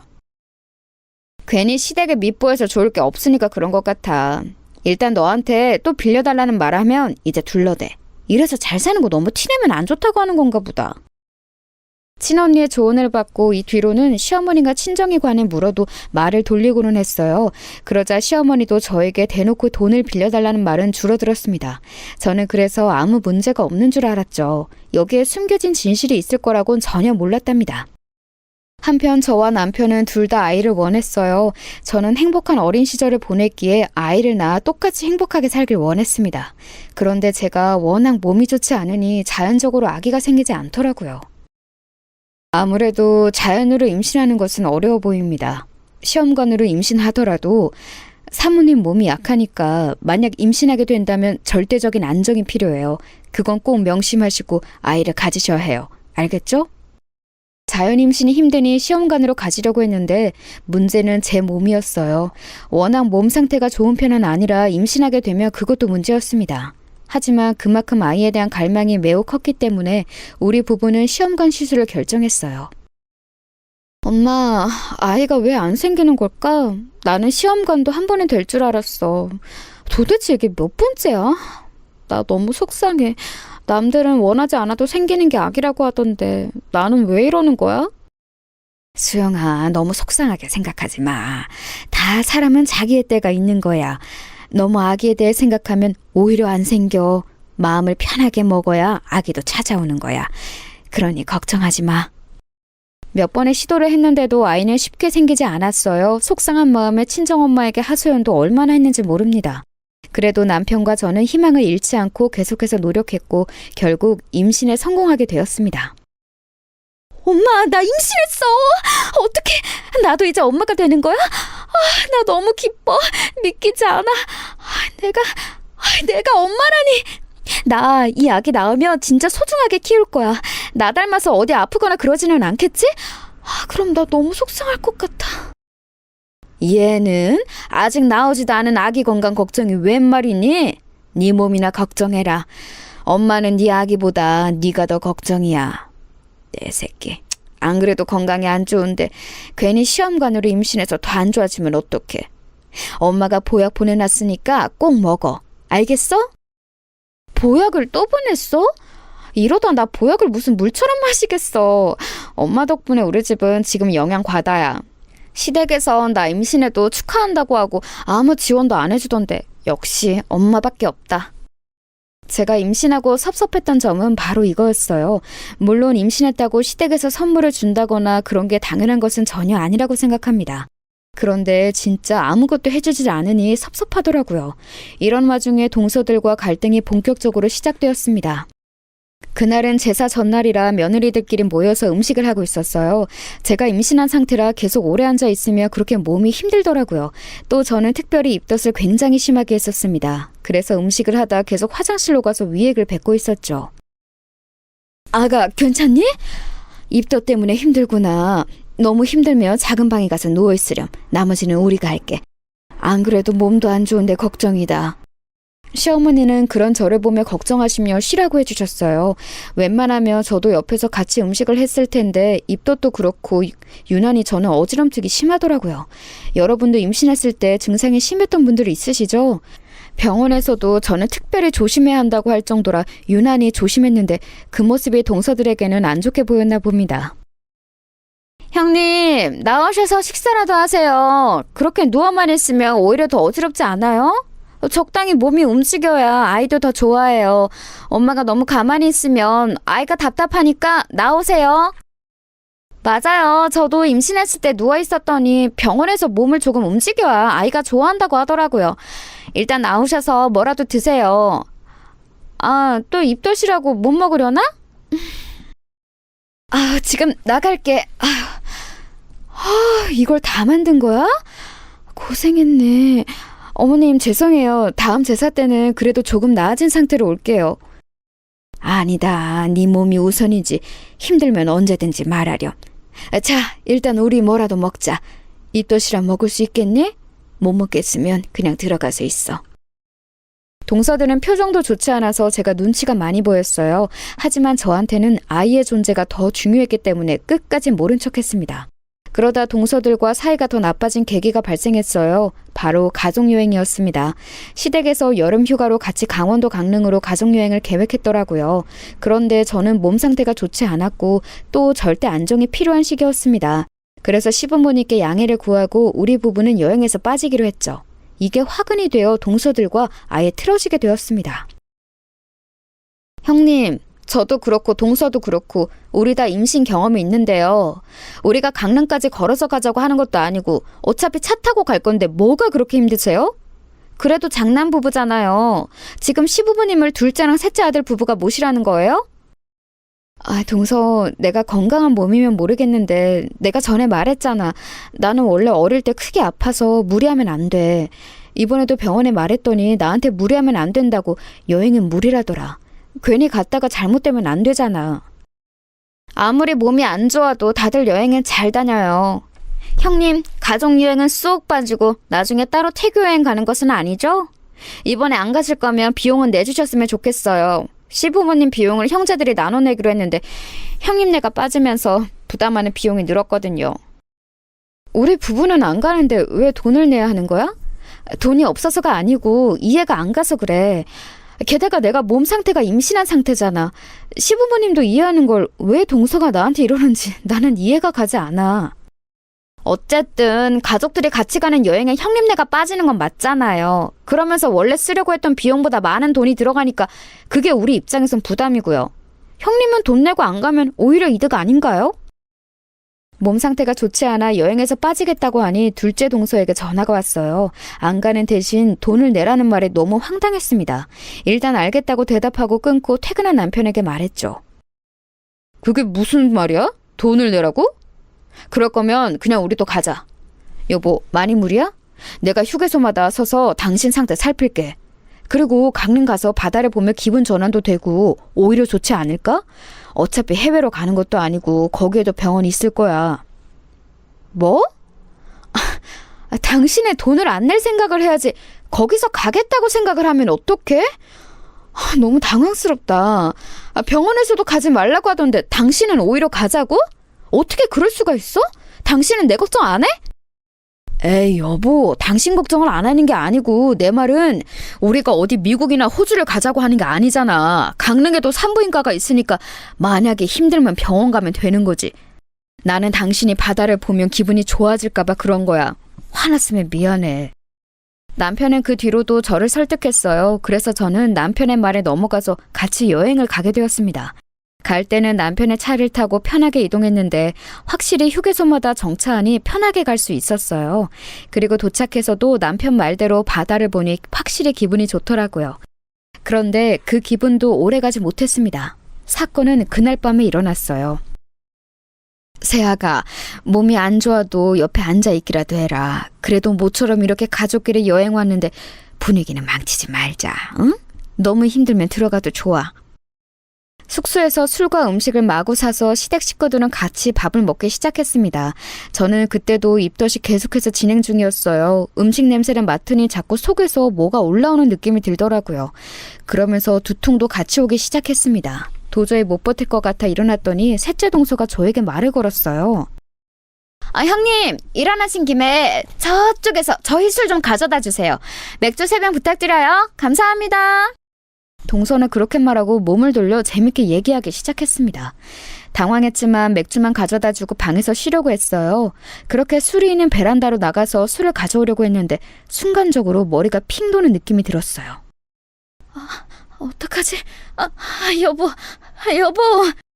저는 순간 몸이 너무 무겁게 느껴졌습니다. 그러면서 중심을 잃고 그대로 바닥에 넘어지고 말았어요. 넘어지면서 발목도 헛디뎠고 손으로 술두를 잡아 큰 소리가 나기 시작했죠. 여보! 이게 무슨 일이야? 여보, 괜찮아? 여보! 엄마, 아버지! 119 불러주세요! 수영아, 정신 차려, 수영아! 의식을 완전히 잃은 것은 아니었는데 정신을 제대로 차릴 수는 없었습니다.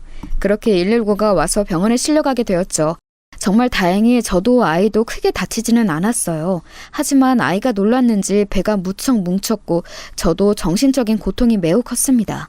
발목도 분질러지고 넘어지며 허리와 골반이 삐어서 움직이기 힘들더라고요.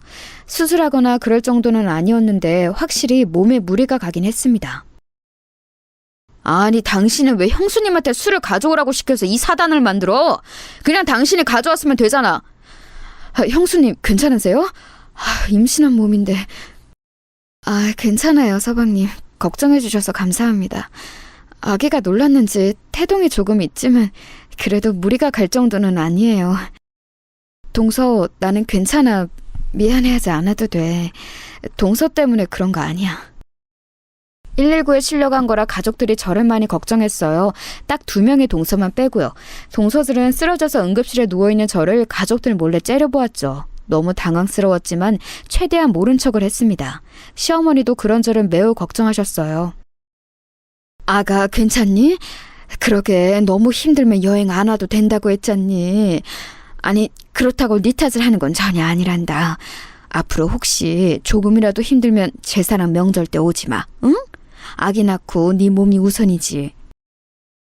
시어머니의 배려 덕분에 저는 여름에 갔던 가족여행 이후로 제사에 참여하지 않았습니다. 물론 그 과정에서 동서들의 미움을 한 몸에 받게 되었죠. 동서들은 제가 일부러 꾀를 내어 가지 않는다고 생각했나 봐요. 게다가 강릉에서 다쳐서 응급실에 간 것도 일부러 한 거라고 생각하는 모습에 기가 찼습니다. 하지만 제 태교가 우선이니 일단 모른 척했어요. 강릉에서 돌아온 후에 시어머니는 저에게 따로 연락이 오셨어요. 처음에는 제 몸 상태에 대해 걱정하더니 바로 본론을 꺼내셨습니다. 그래서 지금 자금이 조금 부족해. 새아가 친정에 어떻게 부탁할 수는 없니? 이번 사업이 잘 되면 우리 가족이 돈 걱정 없이 살 수 있을 것 같아. 너희 시아버지랑 시동생들이 마지막으로 하는 사업이잖니. 며느리들도 같이 하는 사업이니 잘 될 일만 남았단다. 일단 저는 확실히 할 예정은 없어요. 곧 출산이고 다른 일에 신경 쓰고 싶지는 않아서요. 그리고 돈도 제가 부모님께 또 부탁드릴 수는 없을 것 같아요. 죄송해요. 저도 도와드리고 싶은데 함부로 그럴 수가 없는 상황이잖아요. 그래? 알겠다. 아쉽긴 하네. 이건 분명 되는 사업이고 우리는 가족이잖니. 가족이라는 건 이렇게 힘을 합쳐야 할 때 서로 돕는 게 가족이거든. 세아가 너는 그걸 아는 사람인 줄 알았는데 아닌가 보다. 알겠다. 말을 들어보니 시댁 식구들이 동서들도 합쳐서 다 유통사업을 시작했다고 하더라고요. 그러면서 시골에 있는 농작물이나 과일 등을 유통하는 걸 한다고 하던데 누가 봐도 우리 친정과 협업하면 시댁만 좋은 현상이었어요. 제가 살짝 봤더니 너무 허술했고 무엇보다 저는 진짜로 태교에 신경을 쓰고 싶었어요. 그래서 거절했더니 시어머니는 대놓고 아쉬워하셨습니다. 하지만 그렇다고 정 때문에 사업을 같이 하는 것은 말이 되지 않는다고 생각했죠. 자금을 원하길래 그것도 거절하고 저도 불편한 마음으로 있던 도중이었어요. 그러다 오늘 제가 제보한 사연에 절정이 되는 사건이 발생했어요. 명절이나 제사는 빠졌는데 문제는 시아버지의 생신이었습니다. 하필이며 그때가 또 시아버지의 환갑이었어요. 그래서 저도 시아버지의 환갑에는 무조건 참여할 생각이었습니다. 그런데 며칠 앞두고 둘째 동서에게 전화가 한 통 걸려왔어요. 형님, 이번에 시아버지 환갑인 거 아시죠? 이번에도 몸에 안 좋으셔서 못 오시나요? 그래도 환갑이잖아요. 아이도 이제 어느 정도 안정기에 들어가지 않았나요? 아, 동서, 안 그래도 시아버지 환갑은 나도 가려고 했어. 그런데 혹시 우리가 음식을 준비해야 해? 내가 내 돈으로 차라리 출장 뷔페를 부를게. 동서들도 음식 준비하는 거 힘들지 않아? 어머? 지금 무슨 소리를 하는 거예요? 형님, 그래도 환갑인데 며느리들이 준비해야 도리에 맞는 거죠. 정성이 들어간 음식을 대접하는 게 맞지 않을까요? 형님 혹시 또 쓰러지실 것 같아요? 말이 나와서 말인데 저번에도 그렇게 쓰러지셔서 저랑 동서가 얼마나 눈치 보였는지 아세요? 내가 일부러 그런 것도 아니고 그때는 진짜 어지러워서 그런 거였어. 그리고 아무 일 없으니 오히려 다행 아닌가? 나도 그래서 셋째 동서한테 나는 아무렇지도 않다고 말했잖아. 아무튼 내가 내 돈 내서 뷔페 부리려고 했는데 동서들이 싫다고 하니 어쩔 수 없네. 그럼 끊을게. 동서들과 한마디 이상 얘기하며 그렇게 기분이 나쁠 수가 없더라고요. 좋은 것만 보고 들어도 모자란 태교를 이렇게 불쾌하게 지내고 있으니 우리 아이에게 미안했습니다. 그렇게 시아버지의 생신이 다가왔어요. 마침 저만 사업에서 빠져서 눈치가 보이더라고요. 그래서 늘 하던 것처럼 전날에 가서 미리 동서들과 음식 준비를 하기 시작했죠. 그런데 며칠 전부터 배가 살살 아프기 시작했거든요. 병원에 갔을 때도 의사 선생님이 특별히 조심하라고 했었습니다. 그래서 최대한 무리하지 않으려고 했는데 동서들은 그런 제가 꾀를 부린다고 생각했는지 또 말을 걸기 시작했어요. 큰형님, 하기 싫으시면 그냥 오지 말지 그러셨어요. 지금 당근 하나를 몇 분째 썰고 계세요? 차라리 그냥 저랑 작은 형님이 다 하게 두지. 제가 할 테니까 가서 쉬세요. 어? 아니야, 내가 할게. 동서 미안해. 일부러 그런 게 아니고 잠깐 순간적으로 배가 땡겨서 그랬던 거야. 지금 내가 만삭이라 배가 살살 아프더라고. 곧 아기가 나올 거라 그런가? 아, 그래요? 초기도 아니고 만삭이면 오히려 움직여야 좋은 거 아닌가? 맞지, 동서? 우리도 그랬잖아. 그래서 원래 막달에는 사람들도 일부러 움직이고 그러던데. 형님, 그러면 여기 와서 칼질 계속해주세요. 여기 양파 다 다듬어 주세요. 이거 하면 오히려 배가 안 뭉칠걸요? 동서들은 그날따라 저에게 이것저것 시키는 게 참 많았습니다. 그동안 제 몸 상태를 이유로 명절과 제사 때 얼굴을 비추지 않아 불만이 많이 쌓였나 보더라고요. 그래서 저도 일부러 더 보란 듯이 몸을 움직였어요. 앓는 소리를 하기 싫었던 것도 있었고 미안한 마음도 있었거든요. 지금 생각하면 그러면 안 되는 거였습니다. 동서들은 계속해서 저에게 이거 해라 저거 해라 말이 많았어요. 시킨 대로 일하는 도중 머리가 핑 도는 느낌을 받았습니다. 이상하게 몸이 좋지 않았어요. 그러면서 배가 자꾸 아프더라고요. 순간 이건 무조건 진통이라는 느낌이 들었습니다. 친언니가 저에게 말하길 진통이면 딱 안다고 했었거든요. 이제까지 겪어본 적 없던 그 느낌이었습니다. 순간 악소리를 내며 저는 부엌 한 구석에 쓰러지고 말았어요. 식은땀이 비오듯 오기 시작했죠. 남편이나 시부모님을 부르고 싶었는데 하필이면 그때 집에 동서들과 저만 있었어요. 그래도 사람이 사람을 아무리 미워해도 이렇게 쓰러져 있으면 당연히 걱정하지 않나요? 인간 대 인간으로 길 가다 사람이 쓰러져도 돌아보는데 동서들은 제가 큰 소리를 내며 쓰러져도 제 쪽으로 오지 않았어요. 사람이 아파서 끙끙대는데 어떻게 그렇게 무시할 수 있는지 어마어마하더라고요. 동서! 제가 너무 고통스러워하며 동서들을 불렀는데 동서들은 듣고도 모른 척 하더라고요. 심지어 자기들끼리 뭐라고 했는지 아세요? 너무 충격적인 대화가 제 귀에 들렸습니다. 듣기 싫어. 전혀 또 꾀병 부리네. 진짜 뭘 저렇게 아프다고 난리야? 혼자만 임신해? 동서도 나도 출산 경험이 있는데 저러는 거 너무 꼴 보기 싫어. 왜 저러는 거야? 누가 보면 혼자만 임신했어. 저 정도는 아니지 않아? 그러니까요. 아니 적당히 해야지. 저번에도 저래놓고 온 가족이 응급실로 데려갔더니 아무 문제도 없었잖아요. 제가 그때 얼마나 눈치가 보이는지 몰라요. 맥주 하나 가져다 달라고 했다가 이번에도 그럴걸요? 우리가 한 번 속지 두 번 속아요? 사업도 자기만 쏙 빠졌더라. 이러다가 우리 잘 되면 콩고물이라도 얻으려고 난리치겠지? 그때 가서 친한 척 껴달라고 하면 모른 척하자. 진짜 어쩜 저렇게 얄미운지 몰라. 시골 출신 주제에 뭐가 그리 잘났다고 저러는지 이해가 안 간다니까요. 저렇게 쓰러져 놓고 또 응급실 데리고 가면 아무 이상 없다고 할 게 뻔해요. 그냥 무시하고 우린 계속 텔레비전이나 봐요. 저 대화를 듣는데 너무 속상하고 서러워서 눈물이 나왔어요. 그런데 진짜 이건 아무리 봐도 진통이 맞았습니다. 뼈가 으스러지는 기분이 들었거든요. 당장 병원에 가야 할 것 같았는데 동서들은 끝까지 저를 모른 척했어요.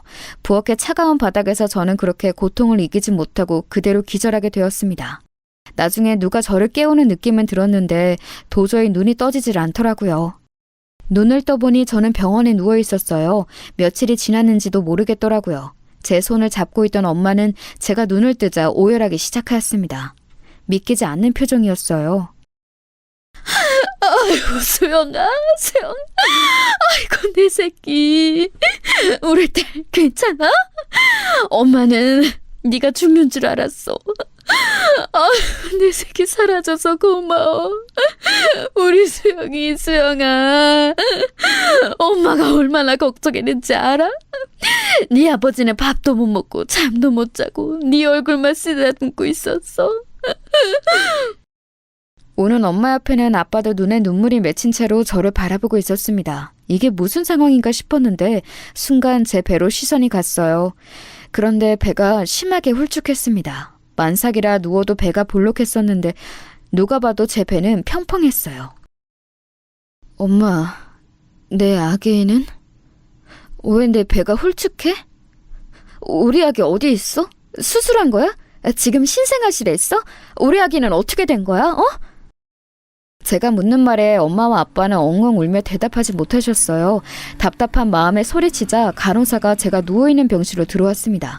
그러면서 의사가 잠시 후에 들어왔고 저는 청천벽력의 소식을 듣게 되었어요.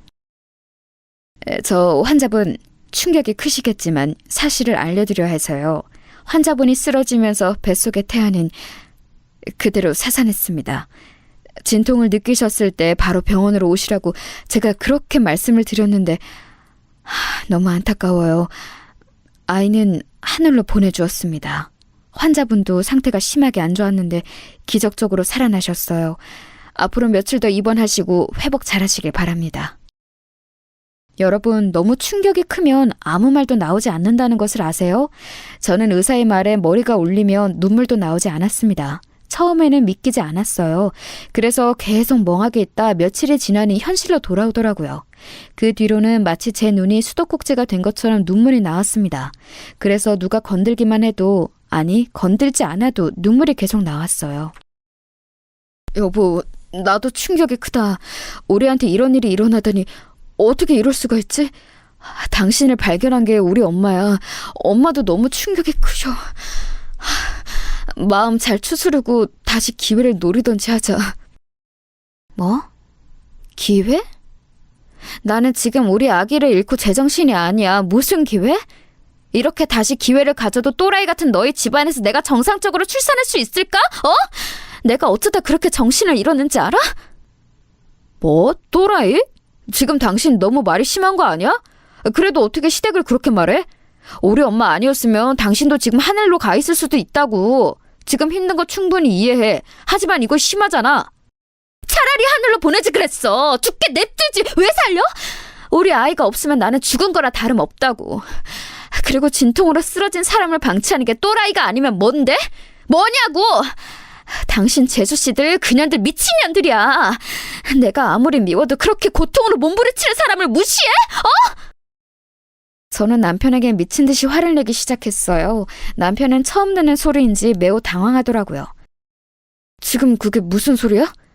자세히 말해봐. 재수씨들이 당신이 쓰러졌는데 모른 척했다고? 난 전혀 몰랐어.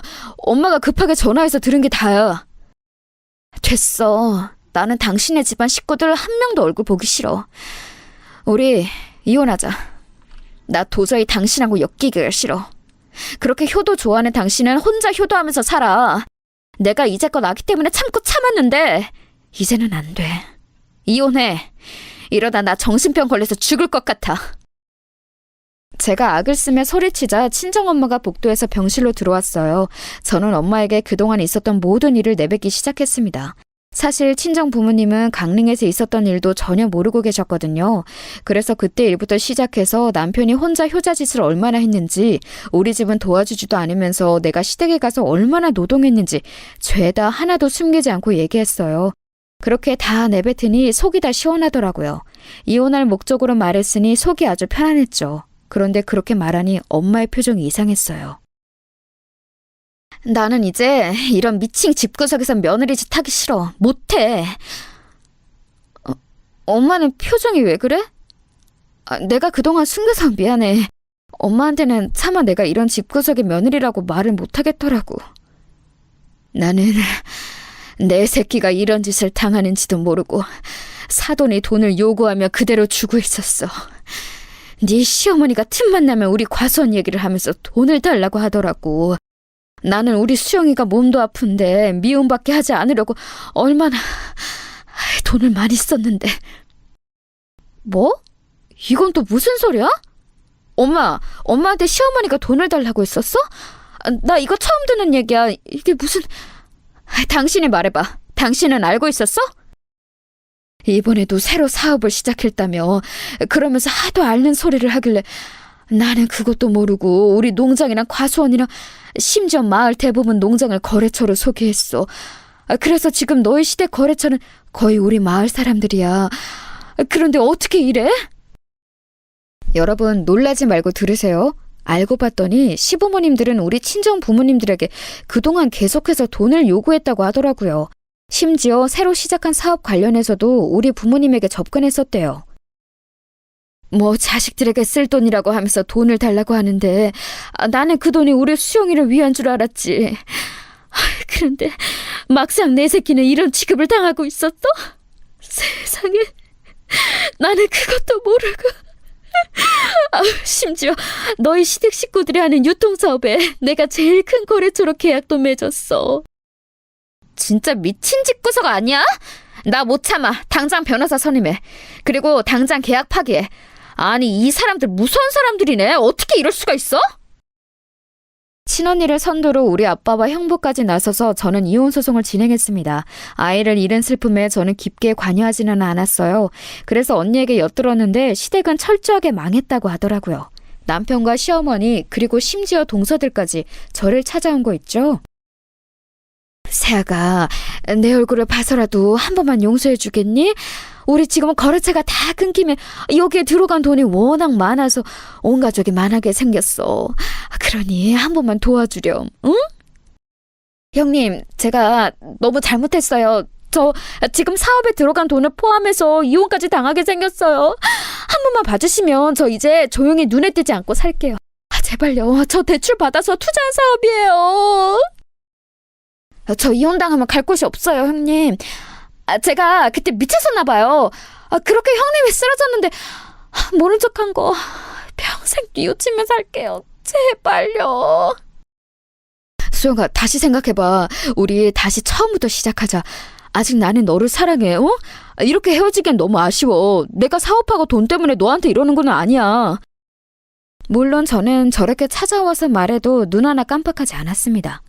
내가 며느리로 있을 때 잘하지? 라는 생각만 머릿속을 지배했어요. 특히 동서들한테는 너무 괘씸한 마음이 들었습니다. 그래서 부모님께 말해서 마을 사람들의 거래도 모조리 끊게 했어요. 동서들이 돈이 얼마나 들어갔는지는 제 알 바가 아니었습니다. 그래, 잘 됐어. 이제 그냥 혼자 부모님하고 이렇게 시골에서 살아. 너 몸도 안 좋아서 괜히 임신했다가 아기 낳았으면 평생 힘들었을 거야. 그렇게 아기가 좋으면 언니 아기도 있잖아. 조카들 보면서 위안 삼아. 알겠지? 맞아. 육아가 애들 장난도 아니고 나는 그냥 조카들 보면서 만족하려고. 나도 이렇게 시골에서 마음 편하게 사는 게 최고라고 느껴져. 엄마랑 아빠 모시면서 살아야지. 그 미친 집에서 며느리로 계속 살았으면 나는 도저히 못 버텼을 것 같아. 이렇게 저는 저 미친 집안과 연을 끊게 되었습니다. 알터니가 빠진 것처럼 통쾌했어요. 여기까지가 제가 준비한 사연입니다. 재밌게 들으셨나요? 저는 지금 그래서 부모님 댁으로 내려와 살고 있어요. 다시 시골로 오니까 몸도 마음도 얼마나 편한지 모릅니다. 아마 평생 이렇게 부모님과 살 것 같아요. 저는 현재 무척 만족하고 있답니다. 제 사연 들어주셔서 정말 감사합니다.